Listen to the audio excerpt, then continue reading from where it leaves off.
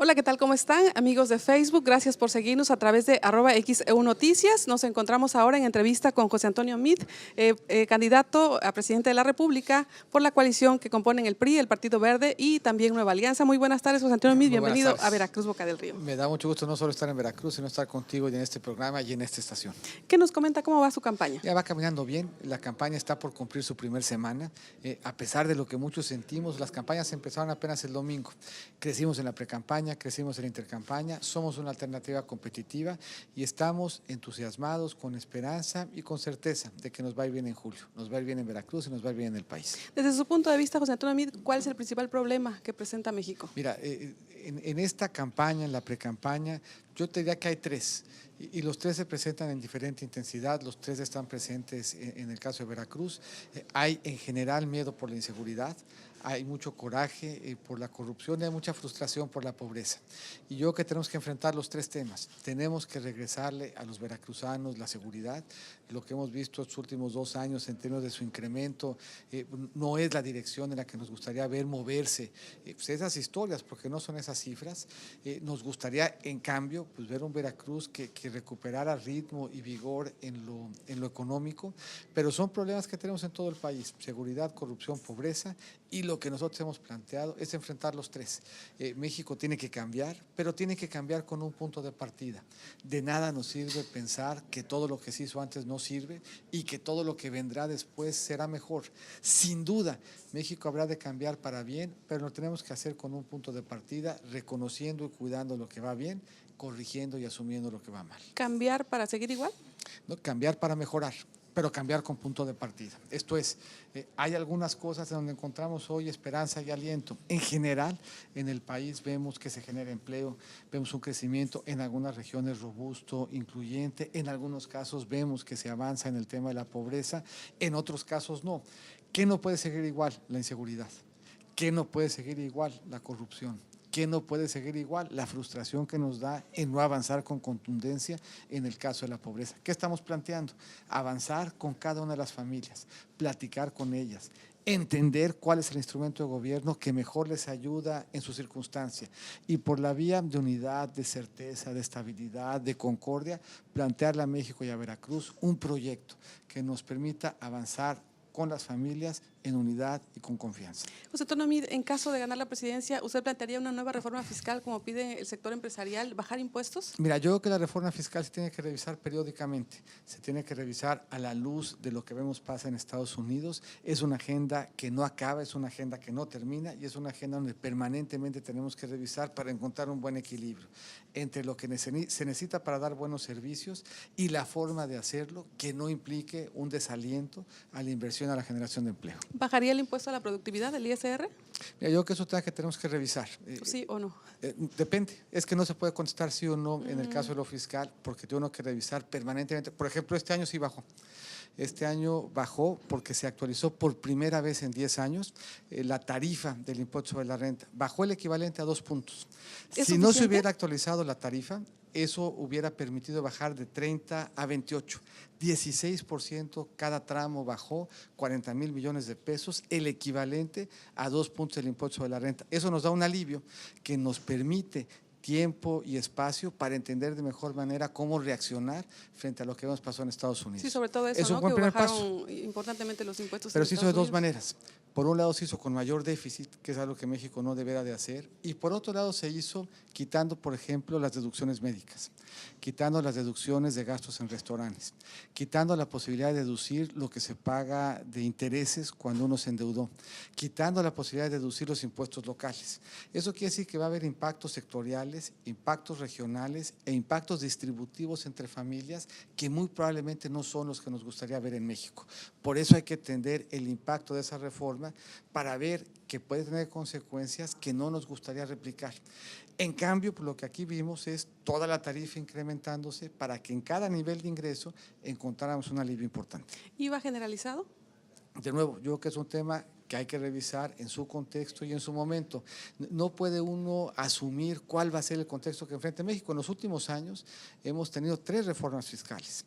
Eso quiere decir que hay que revisar permanentemente, que en cambio sí implica un camino positivo hacia adelante, la simplificación, el que más gente contribuya, el que aprovechemos la plataforma digital para hacer más sencilla la vida para el contribuyente y para asegurarnos que sean más los que estén aportando. Porque el sector empresarial habla de que sí hubo una reforma fiscal, pero meramente recaudatoria. Mira, yo creo que la reforma fiscal tuvo varios impactos. Tuvo impactos recaudatorios, pero tuvo también un impacto muy importante para ampliar la base. Hoy deben ser más o menos 60% más de contribuyentes. ¿Qué nos gustaría de una reforma fiscal? Que ampliara la base. Nos gustaría que no atentara contra el empleo, que no atentara contra la inversión, que buscara que más gente pagara, que simplificara la tarifa. Y esa yo creo que es la ambición y la guía que debíamos de trazarnos cada vez que año con año discutimos la agenda fiscal. Porque todavía hay mucha informalidad, ¿no? Pero hemos venido avanzando. De hecho, el último dato que dio el SAT hablaba de que el número de contribuyentes en México era el 120 de la población económicamente activa. Esto es, hay más contribuyentes hoy en México por primera vez casi en nuestra historia que población económicamente activa. Y esto tiene mucho que ver con la revolución digital en materia de impuestos sobre la renta, con la posibilidad en tiempo real de empezar a monitorear. Quien nos está oyendo seguramente recuerda que el SAT hace auditorías con 5 años de rezago. Esto es, el SAT vivía en un mundo de papel y 5 años atrás. Por primera vez podemos vivir en un mundo digital y en tiempo real. Eso nos debe de ayudar a hacer una profunda reforma desde el punto de vista sobre todo de simplificación y de ampliación de la base. ¿Bajaría el gasto público, José Antonio Meade? Lo bajamos el año pasado, por primera ¿Pero vez. es suficiente? Nos cambió la trayectoria en materia de deuda. Bajó casi 2 puntos del PIB. La deuda como porcentaje del PIB bajó en el equivalente de más o menos 320,000 millones. Es la primera vez en una década que vemos que la deuda cae como porcentaje del PIB. Es la primera vez. Como el 48% del PIB. Sí, representa el 48%, pero hubiera representado el 52% si seguíamos con la misma tendencia. De hecho, cuando empezó el año, se pronosticaba que la deuda rebasaría el 50%, alcanzaría una cifra cercana al 42%. Nosotros lo que comprometimos fue, por primera vez, insisto, en 10 años, que hubiera un superávit primario y por primera vez en 10 años que la deuda como porcentaje del PIB cayera. ¿Cuál fue el resultado? Que la deuda que empezó en 48% del PIB terminó en 46%, que tuvimos un superávit 2%. primario y que cambiamos la trayectoria de la deuda por primera vez en más de 10 años. Es una tendencia que tendría que continuar. La tendencia de deuda PIB debería ser una tendencia decreciente, generando superávits y dándole así un horizonte de mayor planeación a las finanzas públicas, y no porque ese sea un objetivo en sí mismo, sino porque cuando las finanzas públicas son sanas, hay un entorno de estabilidad. Y cuando hay un entorno de estabilidad, la gente tiene confianza. Si tiene confianza, invierte. Si invierte, se generan empleos. Y solo cuando hay empleo se combate la pobreza. Otro tema que preocupa es el precio de los combustibles. Tienen un impuesto muy alto o varios. ¿Qué propone ahí? ¿Bajaría el precio de los combustibles? Mira, el precio de los combustibles se determina conforme a oferta y demanda internacional. Pero el impuesto es un 40%. No, depende. El impuesto son 4 pesos. Son 4 pesos que, por cierto, no se han cobrado, porque desde que se liberó el precio de la gasolina ha estado en vigor un estímulo fiscal que ha venido suavizando las fluctuaciones. Entonces, lo que primordialmente explica el precio de las gasolinas y sobre todo su movimiento, porque el impuesto se mantiene fijo desde hace como 3 años, es las condiciones internacionales respecto a las cuales nosotros no podemos incidir. ¿Llegó tarde la reforma energética? Sí, yo creo que sí llegó tarde. Yo creo que México se hubiera beneficiado si hubiera llegado esta reforma en posibilidad de que aprovecháramos cuando México tenía más plataforma, cuando México tenía más producción y cuando México tuvo mejor precio. Ahora, si no hubiera llegado la reforma, lo que muy probablemente hubiéramos encontrado es un país que frente a los cambios en plataforma y en precio hubiera enfrentado una severa crisis económica. Qué bueno que se hizo, pero sí es una reforma que nos llegó tarde y que no nos permitió aprovechar nuestro mejor momento en términos de entorno energético. Si hubiésemos tenido la reforma cuando había más plataforma y mejor precio, nos hubiera permitido ampliar el espacio de oportunidades. Hoy nos permitió rescatar Pemex de lo que en ausencia de la reforma hubiera sido una crisis profunda, pero ojalá hubiéramos tenido una reforma como estas tiempo antes para aprovechar esa mejor circunstancia geológica y esa mejor circunstancia de precio para haber generado mucho más empleo del que generamos. ¿Se debe derogar? Yo creo que no, yo creo que al revés. Yo creo que en general dar apertura, dar libertad, traer capital, traer tecnología, el permitirle a Pemex que se asocie con el mundo, que el mundo se asocie con Pemex, que el capital mexicano, el capital extranjero participe de la posibilidad de generar riqueza, es lo que verdaderamente convierte a nuestro sector energético en palanca del desarrollo. ¿El tema de la seguridad cambiaría la estrategia? Yo creo que sí tenemos que hacer cambios importantes, no solamente en la estrategia, tenemos que hacer cambios importantes en los instrumentos. Si no hemos dado una buena respuesta es, entre otras razones, porque no le hemos dado ni al Estado ni a los estados instrumentos para lograr mejores resultados. Te pongo un par de ejemplos. No tenemos una política de armas y claramente el acceso a armas es un elemento que contribuye a la violencia. ¿Cómo sería una política de armas? Por ejemplo, en las aduanas. En la aduana norte y en la aduana sur tenemos mucho cuidado con lo que sale, pero no el mismo cuidado con lo que entra. No tenemos, sino hasta el año pasado que me tocó a mí instrumentarlo, un programa piloto que nos ayudara a enfrentar el reto de armas. No tenemos un buen instrumento jurídico para quitarle el dinero a la delincuencia organizada. Por eso hay que cambiar la ley de extinción de dominios. No tenemos, y es algo bien importante, no definimos los delitos de la misma manera. Quien nos esté escuchando fuera de Veracruz, los delitos en Veracruz se definen diferente que en Tamaulipas, en Puebla, en Oaxaca, y eso quiere decir que el trabajo de la policía y el trabajo del Ministerio Público no da el mismo resultado que vemos en otros países porque no hablamos el mismo idioma en materia delincuencial y tenemos que continuar fortaleciendo nuestra capacidad policíaca, todo en medio, todo en un marco de un esfuerzo importante de prevención. Pero eso quiere decir no solamente un cambio de estrategia, sino un cambio en los instrumentos al amparo de los cuales podemos lograr que cualquier estrategia dé mejores resultados.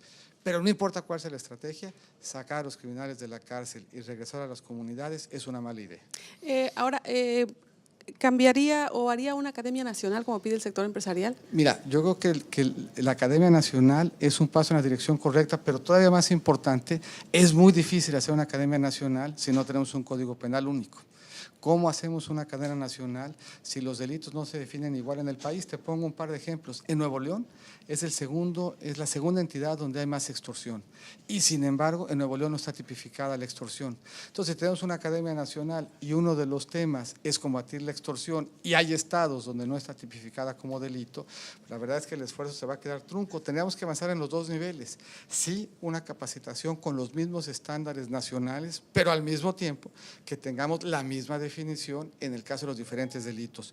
Una academia nacional sin un código penal único, aunque sea en algunos de estos delitos, se quedaría como un conjunto vacío porque no tendría el mismo idioma en términos de cómo los diferentes estados enfrentan y definen el reto en materia de seguridad. ¿Las Fuerzas Armadas seguirán en las calles? Las Fuerzas Armadas tienen que tener claridad en su beneficio y en el de los ciudadanos de cuánto tiempo, modo y circunstancia se espera de ellos.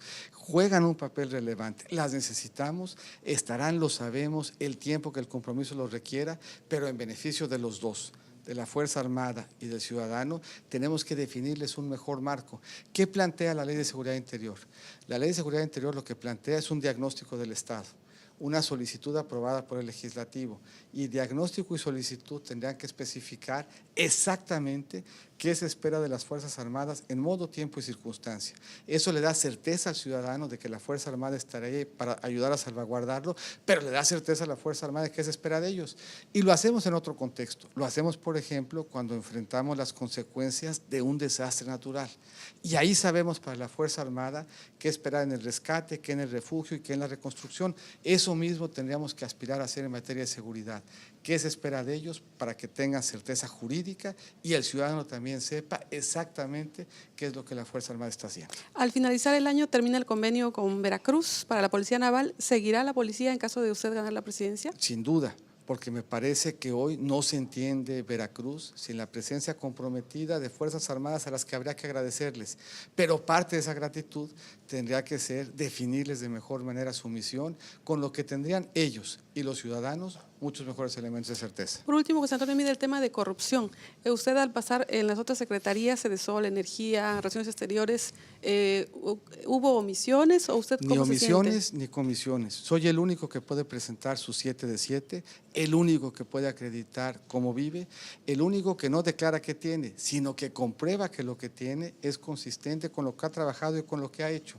Y en el caso específico de temas que para Veracruz fueron terribles, fue justamente mi gestión y mi trabajo el que permitió que hoy se estén rindiendo cuentas. El caso Duarte, los exgobernadores, ¿no le afecta? Es a que me refiero.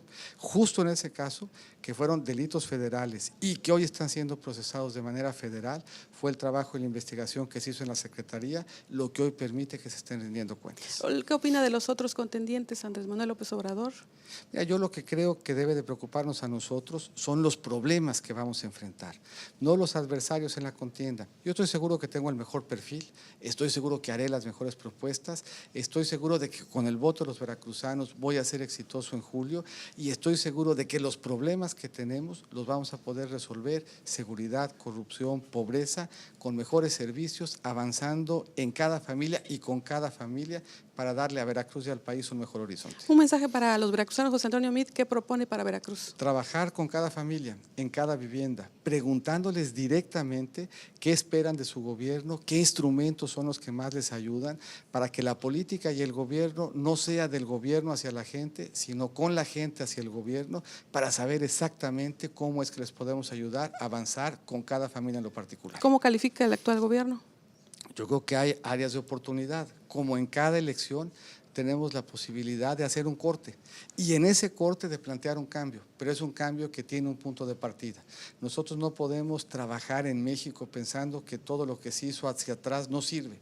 Tenemos más bien que identificar dónde hay avances y consolidarlos y dónde hay fallas y corregirlas, y eso es exacto lo que hemos planteado en esta campaña, corregir lo que está mal y consolidar lo que está funcionando. Pues le agradezco esta entrevista a José Antonio Meade, candidato del mucho. PRI, Partido Verde y Nueva Alianza, en esta entrevista para XEU Noticias, 98.1 FM y XEU.com.mx. Buenas tardes. Gracias por el espacio. Gracias.